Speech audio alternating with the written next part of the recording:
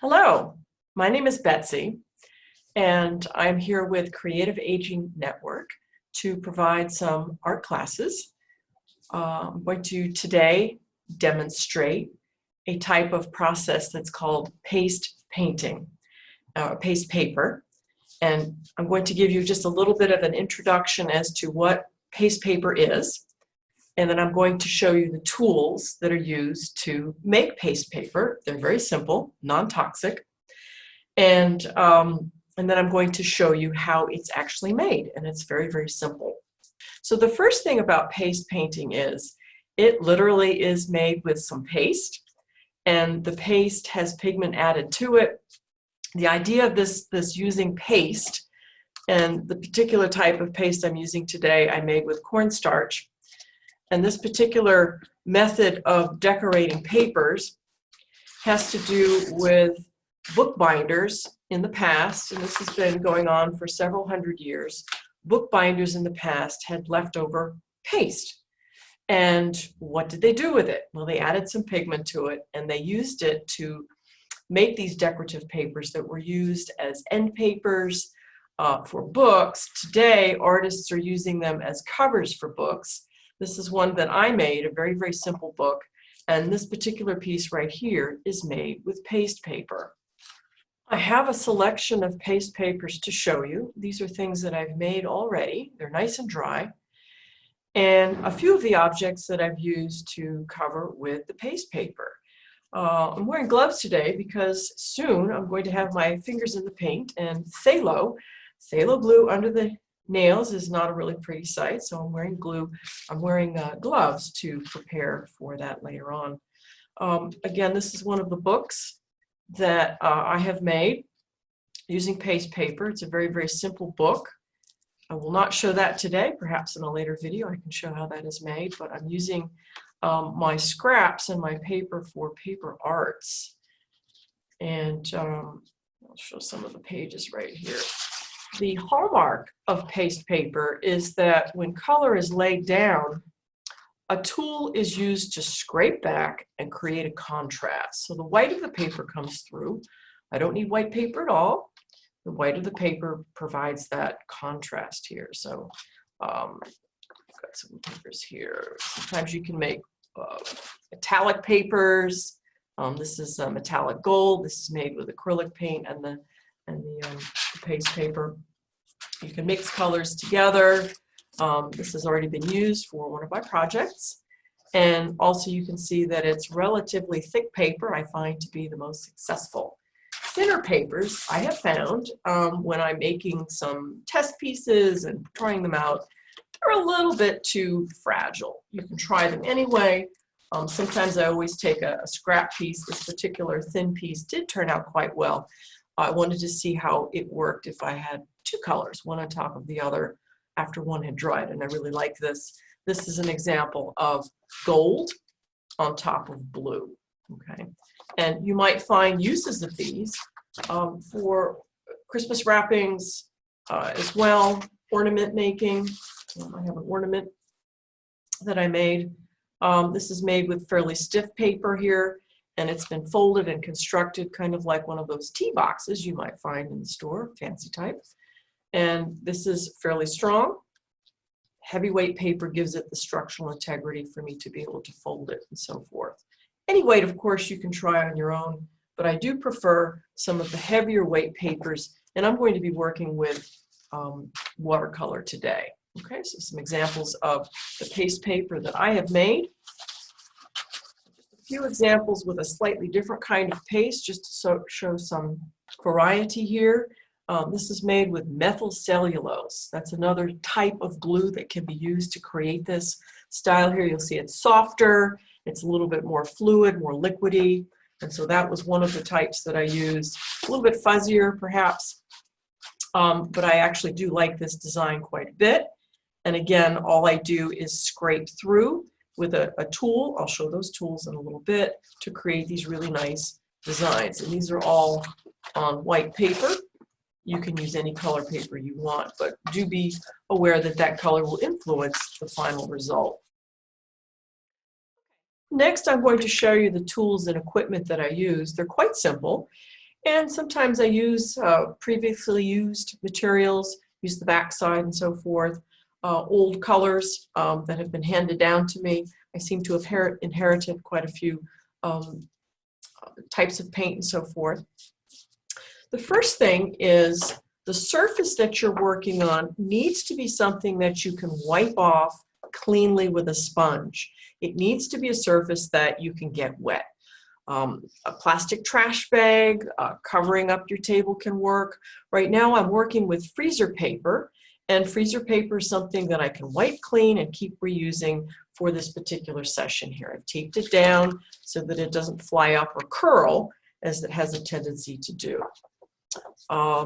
The next thing I'm going to show you is the paste itself, and paste has been made ahead of time. This particular paste is made with cornstarch.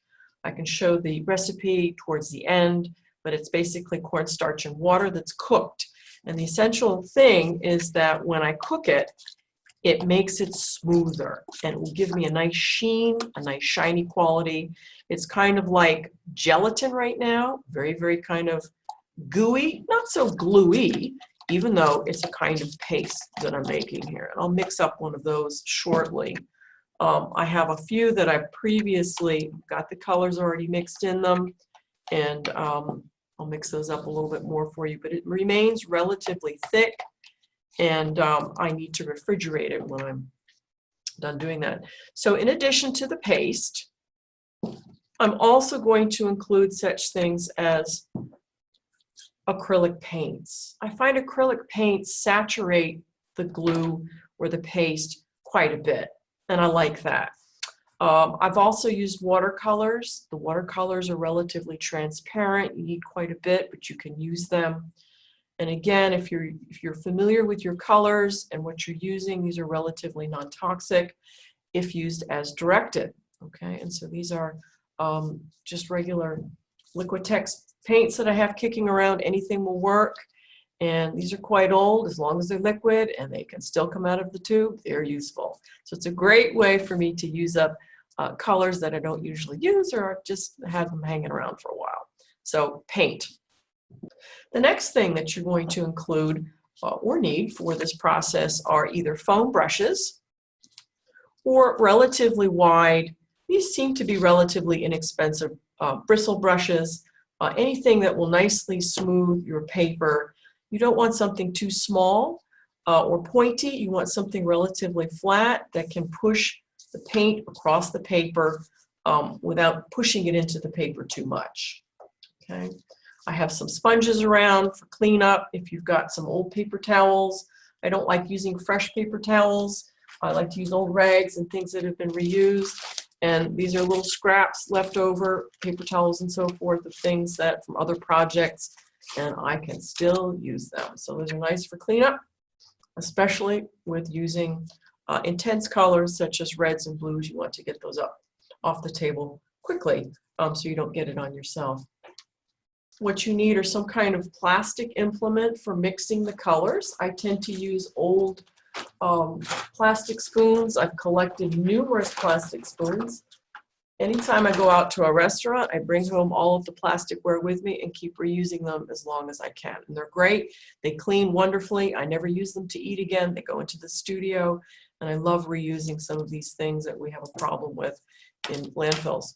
And one of the other nice things about these restaurant plastic spoons is they fit nicely into a yogurt container, and I can just store it away with the spoon in it, and I like that feature. I have a box full of all kinds of goodies, and these are my tools that I use to gently scrape the paint away from the paper. I have to be careful that it's not sharp implements that will actually gouge the paper. And I have little tiny squeegees. I'll just take them out of the box one by one so you can see them. One of the things I like to use is a squeegee, although it's a little bit broad. My favorite are those wonderful fake plastic credit cards that you get in the mail and end up throwing away. They have to be fairly stiff, and that's exactly what this is. It's a fairly stiff, it's plastic coated, and what you can see is that I've cut notches out of here, and they make wonderful cones. And that's one of the things that the original paste paper makers used were combs, some sort of comb that they could drag through the surface. So I have these. I have tons of them that haven't been cut yet. You can use corners. You can use the whole broad side. And the best ones, of course, I think are the ones that you put your own notch into. These have been cut out, and so they make great tools. Other things, you can take tubes and press them into the surface, and they'll make marks. These are mark-making tools. They won't necessarily be perfectly white circles, and that's what makes it fun. You get kind of a lot of unusual results when you use this. And corks. Corks are always good for, you can use the edge and scrape through, or you can press right down using either end of these. You could even make a design and stamp it in there. Okay, that's another process. I love using erasers. Erasers tend to pick up that paint really, really well. This is from a foam brush that fell apart, and instead of throwing it out, I found that it had already its own little notch in here. I love this one. This one's great. It bends in my fingers. It looks like it's got a lot of life left, and it is a broken part from a foam brush. In fact, probably the inside of one of these. So that is great. I can reuse these things. Other little devices. I actually do enjoy using the serration on the bottom of a plastic knife that is that I get at a restaurant. Has a really nice gentle tooth to it. It doesn't gouge the paper too much. Some are better than others. These are a little bit different, and I'll find out which one is the better of the two, but it is the serration on it that provides a kind of combing technique, and I can use that. And basically just some more of the same things in my little box. Tubes and things like that, little pieces of wood, and almost anything can be used. I haven't used string and things like that yet. I don't think that will be quite as effective, but I can give it a try. Maybe I can press that in there and take it up and get an impression. So my box of tools that I use to scrape the paint off with. The paper that you see here in front of me is a relatively heavyweight drawing paper. I also am going to use some watercolor paper. I'll probably do this one right on the pad. This has been one of these pads that you have to very carefully with a knife pull off. And since I don't have my knife with me, I'll wait. But I can actually use this and paint it on here, put it aside, and what will be nice is that it will keep it relaxed and flat when it dries. So maybe I'll keep that together. But again, this is the kind of paper that you can separate, and I've not separated that one yet. I will start with my heavyweight paper, and I have a lot. Even cheapo paper, as long as it's heavyweight paper. You can find these really cheapo pads in various stores. Bristol paper works nice. It doesn't have to be beautiful rag paper for this, because a lot of the applications for paste paper are things that are going to be ripped apart. And this is an example of some paste paper that was used as an envelope, and you know, I can still reuse this, but it is going to get taped and torn apart and so forth on some uses. Okay, paper. All right, the next thing I'm going to do, put the paper just aside to show you a little bit about mixing up the colors. Some of these colors have been pre-made, and the one I have right here in front of me, I'm just mixing it a little bit, is a kind of turquoise, cerulean blue, and sometimes there's a little bit of lump, there are lumps in the paste, and I have to kind of work with that. I've also pre-made a red, and this is a pretty intense red.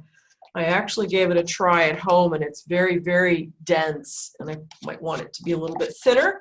If I need the color to be a little bit less intense, I can simply water it down a little bit. I don't want to water down too much.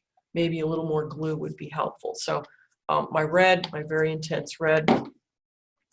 This is what it looks like before I've actually put any color into it. Again, it's kind of like a gelatin.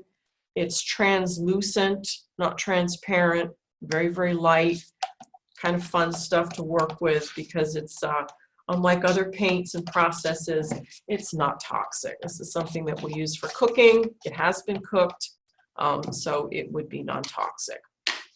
Since some of these colors might be used together, I'm going to choose a color that will mix well or interact well with my other colors. And since I have a kind of greeny blue, yellow would work well with that, and yellow will also work well with the red. So I do kind of consider my colors. You can make any colors you want. And what I'm going to do, though, is do it spoonful by spoonful, and that way I can kind of get a sense of how much is enough. Yellow tends to not be as intense as the reds and the blues. Okay, but I'm only going to start off with, it's a little bit on the soft side. Okay, I'm going to start off with a spoonful and mix that. The mixing process is something that you need to make sure that you're getting rid of your lumps and it is thoroughly mixed. You could use a mixer at this point. You could use one of those hand egg beaters. You could put it into a dedicated food processor or something like that. I would, of course, if you do need something to blend it, do it before you add your color, because obviously you don't want to have paint in a food processor that's used for food. I don't have a food processor. I'm just going to do it by hand. Sometimes the lumps do come up in the paste paper when I'm making it, and that's just part of its inherent uniquenesses. It's no big deal. Okay. All right. This might be just the intensity I like, and I'll test it on a little piece of paper. And I think what I'm going to do just for fun, just so you can maybe see how this works, is I have a very old bottle of pearlescent medium. And pearlescent medium has been sitting around in my closet for years. I usually don't paint with it, but for decorative purposes, it's fun stuff. It's acrylic, and it has little sparkles of mica in it. Always good to mix things if they haven't been used for a long time, especially if it has something like mica in it. Not exactly sure what's in there, but I think it's some kind of metallic mica in there. It should make my paint sparkly, and let's just use our spoon as a kind of rough guide here. The pearlescent medium will probably be most apparent once I've made the paper and it's dried. For our purposes, you might not be able to notice it, and that's okay. When it's on the surface, it will really look nice. Okay. I'm going to start with yellow, and what's nice about the color yellow is that it's the lightest of the three colors I have, and if I want to add other colors later, it will show through. And so what I'm going to do is to take one of my broad brushes, and I'm going to just spray the paper lightly. It's not necessary. I'm just using a spritzer with this. Again, it's not necessary, but because we have such a dry environment right now, I'm going to make it a little bit wet. All right. I don't need an awful lot of color. And what I'm going to do is just very gently put a few dollops on the paper. And then I'm going to take my brush, and I'm going to hold it at an angle. And you'll see that it's relatively flat, and I'm just going to brush it across the paper. And I might see some lumps come up since I just mixed this. It's probably pretty typical.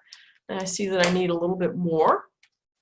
I want to be pretty gentle. I don't want to put too much on at a time because a lot of it gets kind of brushed off to the side. I'm not trying to rub this into the surface of the paper. I'm just trying to let it or to keep it spread thinly across the surface. And a lot of the brush strokes can be part of the design, where you can just kind of go around it like this. And that looks like a really intense yellow, even though I put just a little bit in there. Okay, much.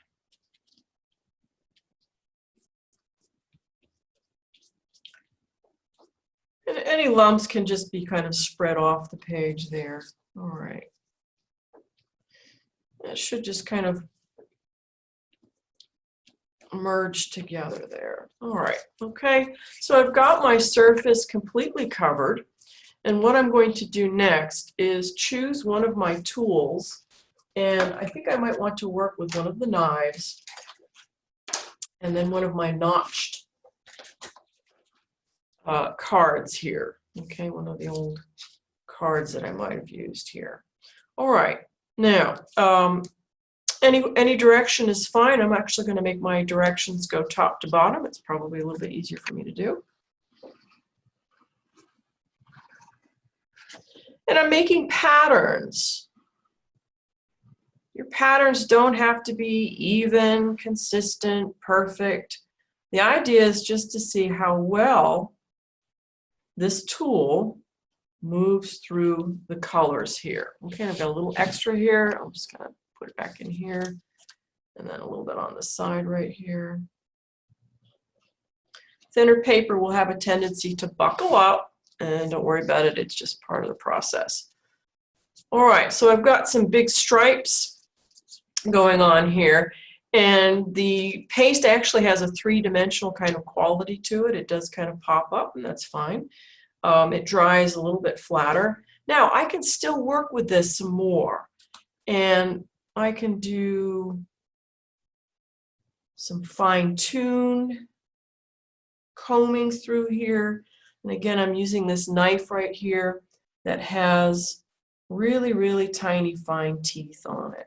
Okay, that's one thing I can do. I'm going to get my eraser out and play with that. Another thing is that if I want some more marks to happen, I'm basically pushing the paint out of the way. It will gather and accumulate on the eraser here.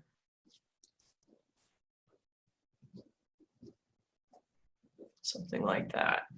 And I really don't need to spend a lot of time with it. If I truly don't like it, I can probably try to brush over it again, but just let it go. And the other thing too is that when it dries, if it's a design that's not perfect for you, put another color on top of it. So I'm going to play with it just a little bit more.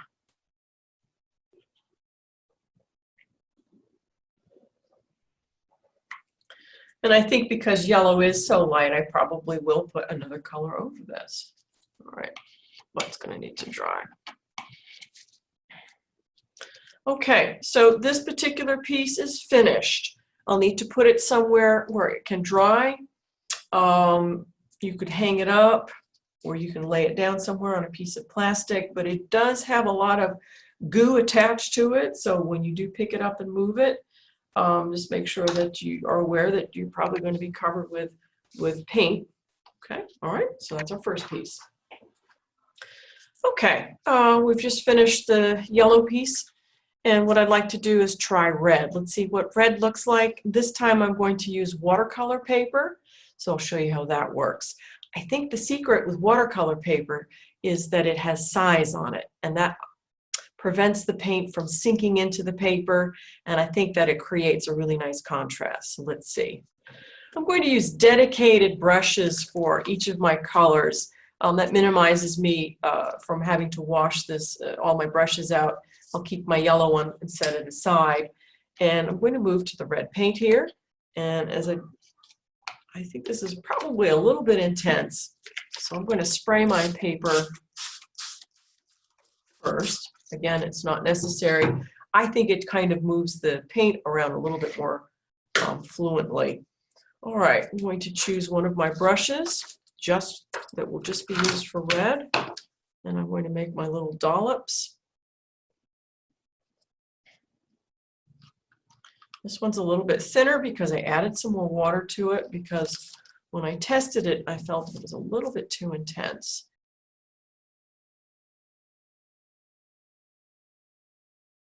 Again, I'm painting this on a watercolor block that is still connected to the pad, which might actually make it dry much more flat, because these do curl up.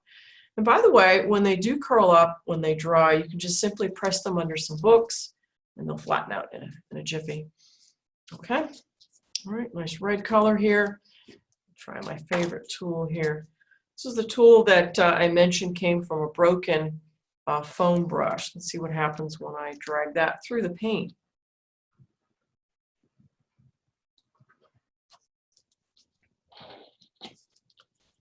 making some stripe patterns.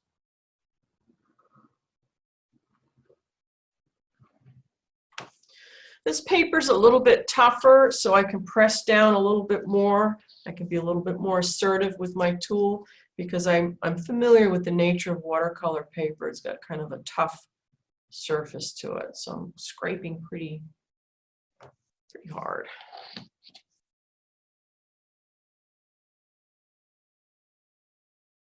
And here you're seeing that this is just a tube. It's kind of like a toilet paper tube, but this is something different. And I'm pressing it into the surface, and you might be able to see that it's removing some of the paint, and probably more than I thought it would.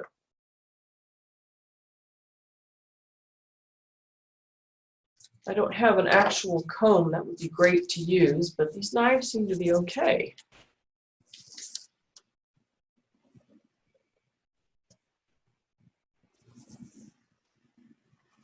Of course, I'm erasing some of my circles. That's okay.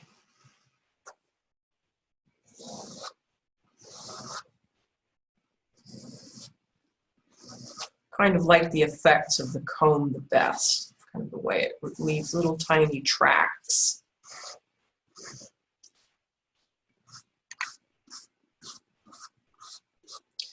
Now when I'm using a knife and I'm using it at this angle, I don't want to really press too hard because this is not a broadside, it's really the pointy part, and that could really kind of tear the paper.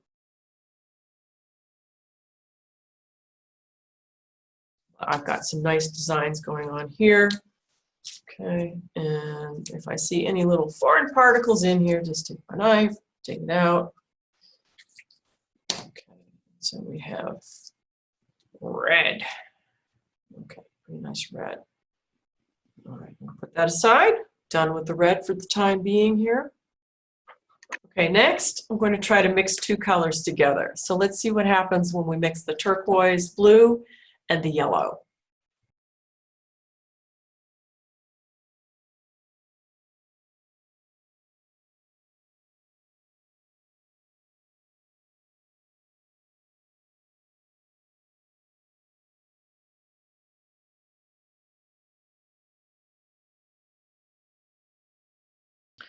Okay, I've brushed two different colors on the surface of the paper here and allowed them to mingle, and I've mixed them a little bit with the brush itself. And you'll see that the yellow will migrate into the blue, and the blue will migrate into the yellow, and you'll see some nice greens come out. So let's get to scraping through, and I'm using a very wide comb.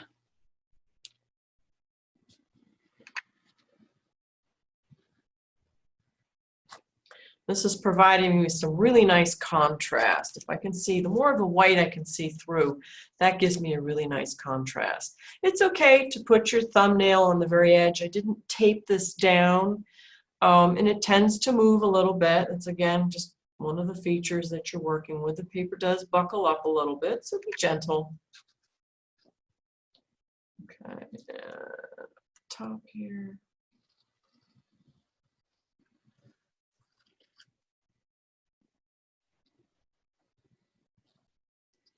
My pattern doesn't have to be a perfect replica that is an even. I don't particularly like even patterns. I like to mix them up and so forth, and so that's what I've done here. Okay, but you can clearly see the colors as they've been laid down. Now what happens if I try to go across?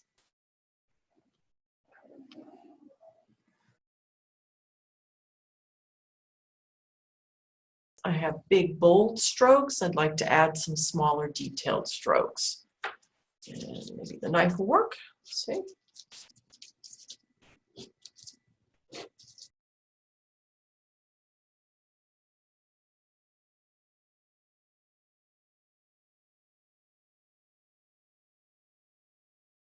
One of the things I've noticed that when I'm mixing blue that has a phthalo blue base to it is it does stain quite a bit. It might be harder to get a really bright white behind when you scrape the color back. That's just kind of the nature of the color. Phthalo is a very intense dye, but it makes some wonderful colors.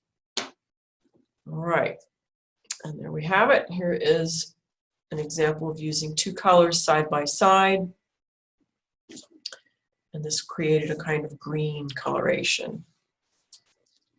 Okay, next I'm going to try a blue just by itself. Maybe mix a little bit of the blue-green that I already made kind of in it. I'm just going to do this one dry, no spritzing the paper. Okay, the brush already has some yellow on it. That's okay. Let's see what happens. This is a heavier paper.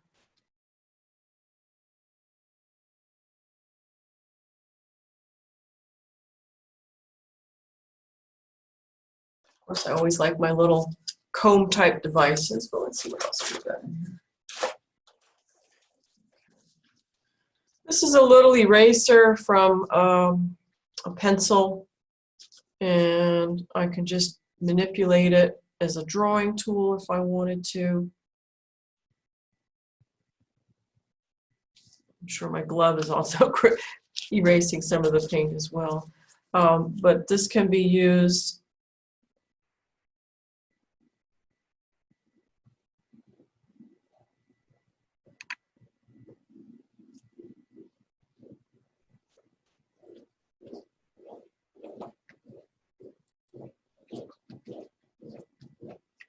I like to keep the paper in the same place. Sometimes when we're painting, we like to turn things around, but I think in this instance, we need to keep the paper still because it's kind of moving on its own anyway, and it's kind of gloppy. So I'm just going to work on it from just one angle.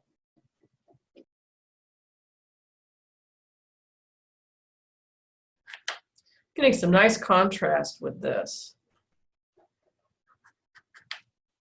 Okay, so if I can see that white of the paper, that's a really good quality to look for with paste paper.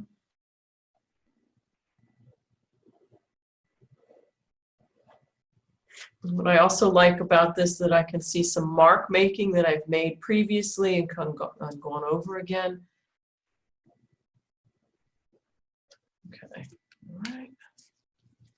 Wipe this in. Maybe some details here. A lot of the original lines that I made with this have been covered up. That's okay. I find that's quite common whenever I do any kind of scraping, is that some of the earlier layers kind of disappear a little bit. It does dry a little bit flatter, but and some people remark that it reminds them of finger painting. I like to think of it as design making with relatively simple materials. I'm just sort of curving this and getting some really interesting effects with that. I can get a very thin line, and I can also get kind of a swelling calligraphic line. So, fun. I don't want to overwork this because I have other pieces of paper that I can use. All right, so my piece of blue paper is finished. All right, thank you for joining me today in making paste paper and with Creative Aging Network.